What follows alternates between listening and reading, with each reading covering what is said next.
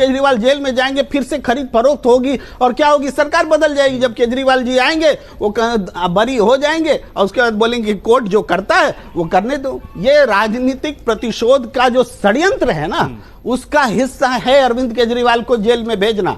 इसके बाद और भी अगला पॉइंट लीजिए कि अरविंद केजरीवाल को जेल में जो भेजा गया तो इसमें इस केस में जो ईडी है, ईडी स्वयं शामिल है भाई।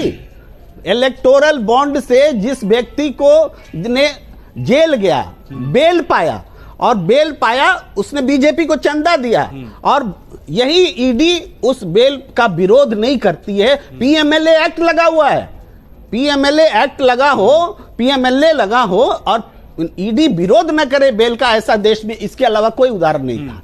इसी शराब घोटाले में वही रेड्डी का बेल होता है, उसके बाद में फिर निकल करके वो फिर चंदा देता है और अप्रूवर बनता है।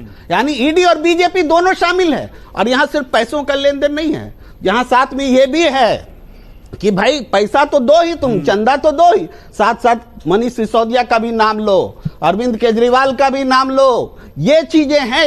यानी इलेक्टोरल बॉन्ड से चंदा भी दो, उनका नाम भी लो। अभी के कविता एक और उदाहरण है, के कविता को अप्रूवर बनाने की कोशिश हो रही। क्या है इसके मतलब? इसके मतलब है कि जो तेलंगाना में इलेक्शन हुआ, कांग्रेस तो लड़ी कि बीआरएस और बीजेपी मिली जुली है, मिल करके लड़ी और हराया कांग्रेस ने।